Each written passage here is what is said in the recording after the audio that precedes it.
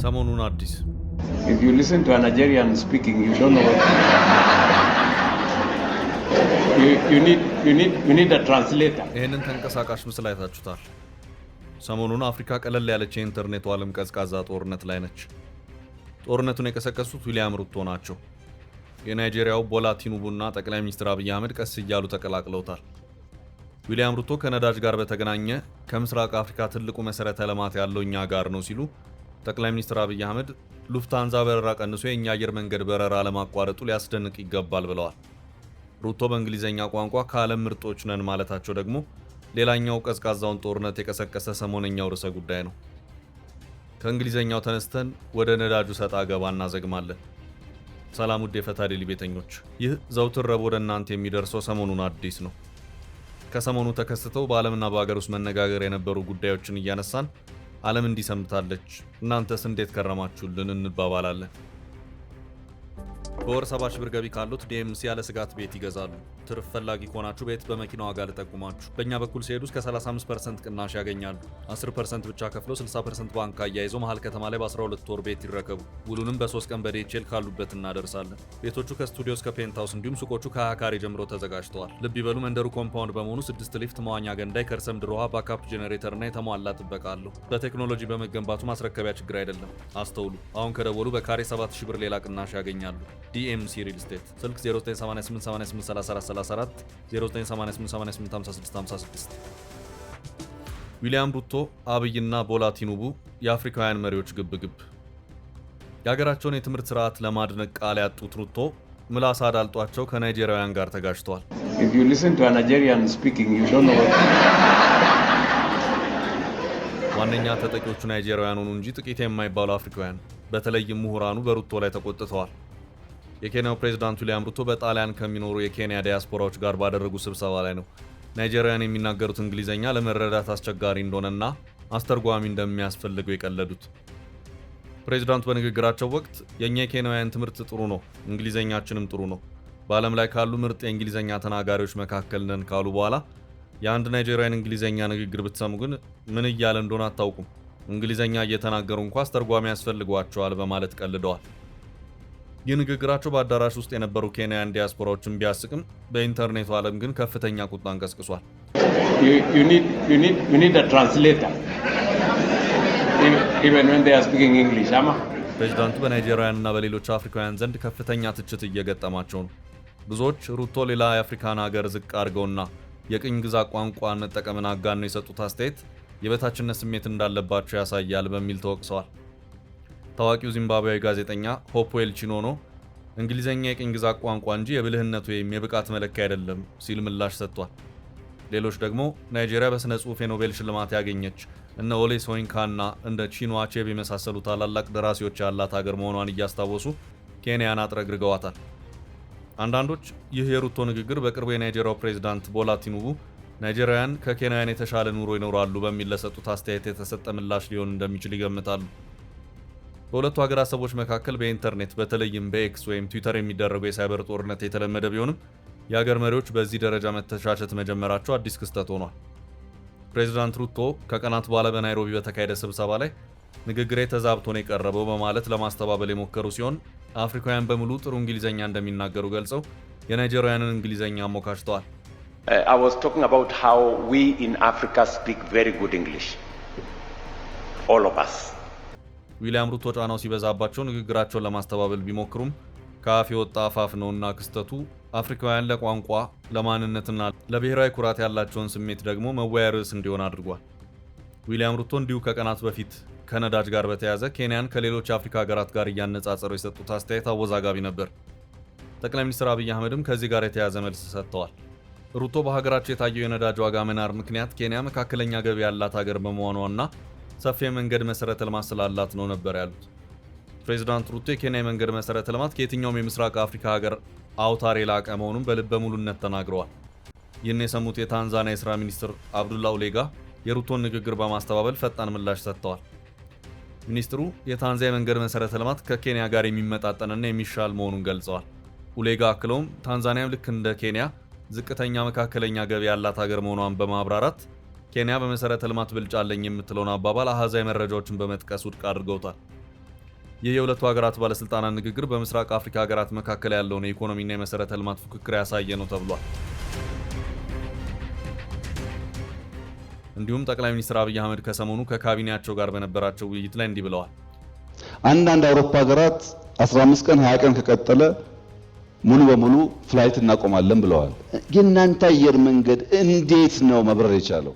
ዓለም ላይ ነዳጅ ችግር አጋጥሟል። ሉፍታንዛ በረራ ቀንሷል። አንዳንድ የአውሮፓ ሀገራት 15-20 ቀን ከቀጠለ ሙሉ በሙሉ ፍላይት ወይም በረራ እናቆማለን ብለዋል። የእናንተ አየር መንገድ እንዴት ነው መብረር የቻለው? ይህን የሚጠይቅ ኢትዮጵያ አልገጠመኝም። እኔ እንቅልፍ የለኝም። እናንተ ግን ስትጠይቁ አልሰማም። ተሰለፍን ነው የምትሉት። ተሰለፋችሁ እንጂ መኪና ኢትዮጵያ ውስጥ አልቆመም። ዛሬም እንቅስቃሴ አለ። እንዴት ሆነ ይሄ ነገር? 100% ተጨማሪ ነዳጅ ኮስት የኢትዮጵያ መንግስት ሰብሲዳይዝ ወይም ድጎማ ያደርጋል ብለዋል። የአፍሪካ መንግስታት የመጣውን ጫና የተሻለ የተቋቋምኩት እኔ ነኝ፣ ተመልከቱኝ፣ አድንቁኝ የሚል ሙግትን ለህዝባቸው እያቀረቡ ይገኛሉ። የዊሊያም ሩቶ መነጋገሪያ ሆኖ ከሰሞኑ ሌሎች የአፍሪካ ሀገራትን የመንቀፍ አመል ስለተጠናወታቸው ነው። ከአፍሪካና ሩቶ ጉዳዮች ሳንርቅ አንድ አጭር መረጃ እንጋብዛችሁ። የናይጄሪያው ነብይ ለፕሬዝዳንት ሩቶ አስቸኳይ ማስጠንቀቂያ አስተላልፈዋል። ታዋቂ የናይጄሪያ ሃይማኖት አባት ፕራይሜት ኤልያስ አዮዴሌ ለኬንያው ፕሬዝዳንት ዊሊያም ሩቶ የወደፊት የፖለቲካና ኢኮኖሚ ቀውሶችን አስመልክቶ ጠንካራ ማስጠንቀቂያ ሰጥተዋል። ነብዩ እንደገለጹት ከሆነ የሩቶን መንግስት ለማዳከም የታለሙ ስውር የተቃውሞ እንቅስቃሴዎች ያሉ ሲሆን ተቃዋሚ ኃይሎች አንድነታቸውን ካጠናከሩ ለፕሬዝዳንቱ አመራር ከፍተኛ ስጋት ሊሆኑ እንደሚችሉ ጠቁመዋል።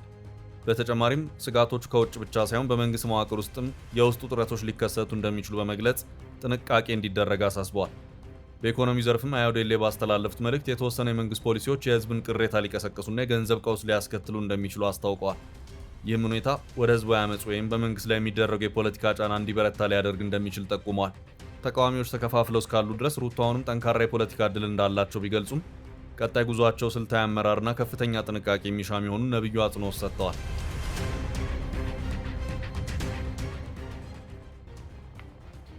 የዳናይት መክብብ ነገር ህዝብ ባጭበረበሩ ድርጅቶች ላይ የሚደረገው ዘመቻ ቀጥሏል። ከፊንቴክ በኋላ ተራው የኤማል ተራ ሆኗል። ከነ ሰለሞን ቦጋለ ቀጥሎም ዳናይት መክብብ ተረኛዋ ተጠያቂ አምባሳደር ሆናለች። ከ2 ዓመት ገደማ በፊት ነበር ኤማልትራ የተባለ ኤጀንሲ በታዋቂ የቲክቶክ ተጽዕኖ ፈጣሪዎች እንዲሁም እንደ ኢቢኤስ እና ቃና ባሉ ዋና ዋና የመገናኛ ብዙሃን አማካይነት አገልግሎቱን ማስተዋወቅ የጀመረው። ማስታወቂያዎቹ ሙሉ ዓለም ታደሰና ዳናይት መክብብን ጨምሮ በታዋቂ ሰዎች የቀረቡ ሲሆን ኤጀንሲው በዋናነት ወደ ውጭ ሀገራት የሥራ ቪዛ ዕድሎችን የሚያመቻች ህጋዊ ድርጅት ተደርጎ ነበር የቀረበው። የድርጅቱ ባለቤት ቤተልሔም ታደሰ ኢማም ስትሆን ወሎ አካባቢ ከሚሴ ተወልዳ አድጋለች። በትምህርቷ ጥሩ ደረጃ እንደነበራት ይነገራል። የአዳማ ዩኒቨርሲቲን ተቀላቅላ 1 ዓመት ከተማረች በኋላ ፍላጎቷ ወደ ቱሪዝም ኢንዱስትሪ በመሳቡ ወደ አቪዬሽን ኮሌጅ ገብታለች። ትምህርቷን በወርቅ ሜዳሊያ እንደጨረሰች የምትናገረው ቤተልሔም የተማረችበት አቪዬሽን ኮሌጅ ውስጥ በመምህርነት መቀጠሯንም ትናገራለች። ከዛም 1 ዓመት ገደማ ካስተማረች በኋላ 8 እህት ኩባንያዎች ያሉት የራሷን ድርጅት አቋቋመች። ከመምህርነት ወደ 8 ድርጅቶች ባለቤትነት በአንድ ጊዜ፣ ያውም በ28 ዓመት የወጣትነት ዕድሜ። የዳናይት መክብብ ንብረት የታገደበት ኤማልትራ ከነዚህ 8 ድርጅቶች መሃል አንዱ ነው። ይህን ጉዳይ ከሰሞኑ በስፋት ሲነገር ሰምቶ ይሆናል። በቀድሞ ሕይወቷ የቴሌቪዥን ፕሮግራም አቅራቢ አሁን ደግሞ የሶሻል ሚዲያ ተጽዕኖ ፈጣሪ የሆነችው ዳናይት መክብብ ትፈለጊያለች ተብላለች። እሷን ጨምሮ በ5 ተከሳሾች ላይ ተመስርቶ የሚገኘውን የአጭበርባሪነት ክስ ተከትሎ የንብረትና የባንክ ሂሳብ እግድ መጣሉ ነው የተሰማው። እንደ ኢትዮፒካ ሊንክ ዘገባ ከሆነ ዳናይት መክብብና ሌሎች 4 ግለሰቦች የተከሰሱት ወደ ውጭ ሀገር እንልካቸዋለን በሚል ከ13 ተከሳሾች እያንዳንዳቸው 437,000 ብር ተቀብለው ሳይልኩ ቀርተዋል በሚል ነው። ይህንኑ የክስ ሂደት መሰረት በማድረግ የቦሌ መጀመሪያ ደረጃ ፍርድ ቤት 4ኛ ፍትሐብሔር ችሎት በሰጠው ትዕዛዝ የተከሳሾች የሚንቀሳቀሱና የማይንቀሳቀሱ ንብረቶች እንዲሁም የባንክ ሂሳቦች እንዲታገዱ ተደርጓል። የአዲስ አበባ አሽከርካሪና ተሽከርካሪ ፍቃድ ቁጥጥር ባለስልጣን ለፍርድ ቤቱ ባስተላለፈው ሰነድ መሰረት በአንደኛ ተከሳሽ ቤተልሔም ታደሰ ስም በኮልፌ ቀራኒዮ ቅርንጫፍ የተመዘገበ አውቶሞቢል፣ በሁለተኛ ተከሳሽ ዳናይት መክብብ ስም በልደታ ክፍለ ከተማ የተመዘገበ አውቶሞቢል መታገዳቸው ታውቋል። በተጨማሪም ባንኮች ለፍርድ ቤት በላኩት መረጃ መሰረት በዳናይት መክብብ የባንክ ሂሳብ ውስጥ የሚገኝ መጠኑ ከፍተኛ የሆነ ገንዘብ ታግዶ እንዲቆይ ተደርጓል። በቀሪዎቹ 3 ተከሳሾች ስም ግን እስካሁን የተገኘ ንብረትም ሆነ የባንክ ጥሬ ገንዘብ አለመኖሩ ተጠቁሟል። ፍርድ ቤቱ መዝገቡን መርምሮ ቀጣይ ውሳኔ ለመስጠት ለሚያዝያ 26 ቀን 2018 ዓ.ም ቀጠሮ መያዙ ታውቋል። ደመና ያጠላበት የሰላም ተስፋ። ኢስላማባድ ታጥቦ ጭቃ ሆናለች። በሌለ ነዳጅ ከዋሽንግተንና ከቴህራን ፓኪስታን የደርሶ መልስ ዋጋው ኪሳራ ብቻ ሆኗል። በእርግጥ እነሱ ምን አለባቸው? ሁለቱም የማይቸግራቸው የነዳጅ ሀብታም ሀገራት ናቸው። ነገር ግን የታሰበው የድርድር ተስፋ እየጨለመ ይመስላል። ኢራን ድንገተኛ የተባለ አዲስ የመደራደሪያ ሀሳብ ብታመጣም ትራምፕ ኖ ብለዋል። እንደውም ከፈለጉ ይደውሉልኝ፣ እኛ ወደ ፓኪስታን አንሄድም ማለታቸውም ከሰሞኑ በስፋት እያነጋገረ ቆይቷል። የሰውየውን ከሀሳባቸው አለመነቃነቅ ያዩ የቴህራን ዲፕሎማቶች ብዙ መክረው የሚያቀራርብ ያሉትን ሀሳብ ነበር ያመጡት። ሀሳቡ ምንድን ነው? በማርኮ ሩቢዮ በኩል ውድቅ የተደረገውን ሀሳብና ውድቅ የተደረገበትን ምክንያት በአጭሩ እንመልከተው። ኢራን በመካከለኛው ምስራቅ የተካሄደ ያለውን ውጥረት ለማርገብና እጅግ ወሳኝ የሆነውን የሆርሙዝ ሰርጥ የንግድ መስመር በድጋሚ ለመክፈት ያስችላል ያለችውን አዲስ የሰላም እቅድ ነው ለአሜሪካ አቀረብኩ የምትለው። በፓኪስታን አሸማጋይነት የቀረበው ይህ እቅድ አከራካሪ የሆነውን የኒውክሌር ድርድር ለጊዜው ወደ ጎን በመተው የአሜሪካ የባህር ላይ እገዳ እንዲነሳና የንግድ እንቅስቃሴዎች ወደ ነበሩበት እንዲመለሱ የሚጠይቅ ነው። ስምምነቱ ተግባራዊ ከሆነ አሁን ያለው የተኩስ አቁም ለረጅም ጊዜ እንዲራዘም ወይም ቋሚ እንዲሆን ለማድረግ ያለ ማሰብን አካቷል። ይህንን ከፍተኛ ዲፕሎማሲያዊ እንቅስቃሴ ተከትሎ የኢራን የውጭ ጉዳይ ሚኒስትር አባስ አራግቺ በኢስላማባድና በኦማን ውይይት ካደረጉ በኋላ በጉዳዩ ላይ ከፕሬዝዳንት ቭላዲሚር ፑቲን ጋር ለመመካከር ሩሲያ መግባታቸውም ታውቋል። የሰላም እቅዱ በዋናነት መጀመሪያ የባህር ላይ እገዳ ይነሳና የሆርሙዝ ሰርጥ ይከፈት፣ ከዚያ በኋላ ስለ ኒውክሌር ድርድር እናወራለን በሚል ቅድመ ሁኔታ ላይ ተመሰረተ ነው። ይህም በዓለም አቀፍ የነዳጅ ገበያና በደህንነት ረገድ ትልቅ ለውጥ ሊያመጣ የሚችል እርምጃ ተደርጎ ተወስዷል። የአሜሪካው ፕሬዝዳንት ዶናልድ ትራምፕ በቀረበው አዲስ ሀሳብ ላይ ከብሔራዊ ደህንነት ምክር ቤታቸው ጋር መክረው መልስ እንደሚሰጡ ሲጠበቅ ነበር። ባለፈው የካቲት ወር በአሜሪካና በእስራኤል ጥምረት የተጀመረውን የ2 ወር ጦርነት ለማቆም ኢራን ያቀረበችው አዲስ የሰላም ሀሳብ በፕሬዝዳንት ዶናልድ ትራምፕ ዘንድ ተቀባይነት አለማግኘቱን አንድ የአሜሪካ ባለስልጣን መግለጻቸው ተሰምቷል። ኢራን ያቀረበችው ሰነድ የኒውክሌር ጉዳይን አስመልክቶ የሚደረገው ድርድር ጦርነቱ ካበቃና በፋርስ ባህረ ሰላጤ ላይ ያለው የመርከብ ትራንስፖርት ውዝግብ ከተፈታ በኋላ እንዲታይ የሚል ነው። ሆኖም የትራምፕ አስተዳደር የኒውክሌር ጉዳይ ከድርድሩ መጀመሪያ ጀምሮ መካተት አለበት በሚል ጥያቄውን ውድቅ ማድረጉ ጦርነቱ በቅርቡ ሊቆም ይችላል የሚለውን ተስፋ ጨልሞታል። በኢራን የውጭ ጉዳይ ሚኒስትር አባስ አራግቺ አማካኝነት በፓኪስታን የቀረበው ይህ ሀሳብ ጦርነቱ በአፋጣኝ እንዲቆም አሜሪካ ዳግም ጦርነት እንደማትጀምር ዋስትና እንድትሰጥና በባህር ላይ የተጣለው ከበባ እንዲነሳ የሚጠይቁ ነጥቦችን የያዘ ነበር። ሚኒስትሩ በሩሲያ ጉብኝት ባደረጉበት ወቅት ትራምፕ ድርድር የፈለጉት አሜሪካ በጦርነት ያቀደችውን ዓላማ ማሳካት ስላልቻለች ነው ሲሉ ቢናገሩም የዋይት ሀውስ ቃል አቀባይ ኦሊቪያ ዌልስ ግን አሜሪካ ቀይ መስመሮቿ ግልጽ እንደሆኑ አስታውቀዋል። ይህ በእንዲህ እንዳለ የሰላም ጥረቱ መስተጓጎሉን ተከትሎ የዓለም የነዳጅ ዋጋ ዳግም ማሻቀብ ጀምሯል። አሜሪካ በኢራን ላይ ጣለችው የባህር ላይ ከበባ በሆርሙዝ የንግድ መስመር ላይ ከፍተኛ ተጽዕኖ ማሳደሩ የተገለጸ ሲሆን ቀደም ሲል በቀን እስከ 140 መርከቦች ይንቀሳቀሱበት በነበረው መስመር አሁን ላይ ግን በቀን 7 መርከቦች ብቻ እያለፉ መሆኑ ተነግሯል። በጦርነቱ ምክንያት የነዳጅ አቅርቦት መስተጓጎሉና የዋጋ ግሽበት መባባሱ በትራምፕ አስተዳደር ላይ ከፍተኛ የፖለቲካ ጫና እያሳደረ ይገኛል። ውድ የፈታ ዴሊ ቤተኞች፣ ይህ ሰሞኑን አዲስ ነው። ከሰሞኑ ዓለምና ኢትዮጵያ እንዴት ሰነበቱ፣ እንዴትስ ከረሙ ብለን የወቅቱን መነጋገር የነበሩ ርዕሰ ጉዳዮች ዘውትር ረቡዕ በዚህ ሰዓት ወደ እናንተ እናደርሳለን። ሰላም ለሀገራችን ይሁን።